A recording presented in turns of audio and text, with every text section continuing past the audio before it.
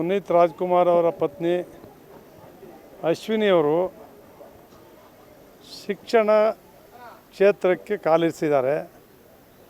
ಬೆಂಗಳೂರಿನಲ್ಲಿ 11 ಈ ರೀತಿಯ ಮಕ್ಕಳ ಶಾಲೆಗಳನ್ನು ತೆರೆದು ಮಕ್ಕಳಿಗೆ ಶಿಕ್ಷಣ, ಕ್ರೀಡೆ, ಕಲೆ, ಸಾಹಿತ್ಯ, ಸಂಸ್ಕೃತಿ ಎಲ್ಲವನ್ನು ಕೊಡ್ತಕ್ಕಂಥ ಒಂದು ಉತ್ತಮವಾದ ಶಾಲೆಗಳನ್ನು ತೆರೀತಕ್ಕಂಥ ಕಾರ್ಯಕ್ರಮವನ್ನು ಪ್ರಾರಂಭ ಮಾಡಿ ಬೆಂಗಳೂರಿನಲ್ಲಿ 11 ಸಂಸ್ಥೆಗಳನ್ನು ತೆರೆದಿದ್ದಾರೆ.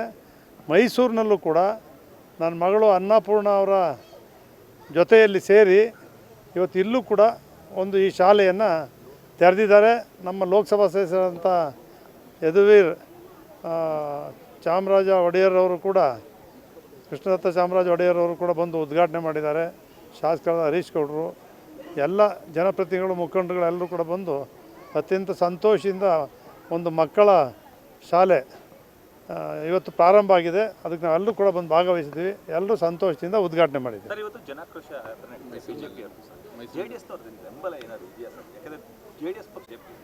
ಅದೇ ನಮ್ಮ ಅಧ್ಯಕ್ಷರು ಕೇಳಬೇಕು ಆ ವಿಚಾರದಲ್ಲಿ. ಅವ್ರ ಜೊತೆ ಮಾತಾಡ್ಬಿಟ್ಟು ನಾನು ನಿಮ್ಗೆ ಹೇಳ್ತೀನಿ.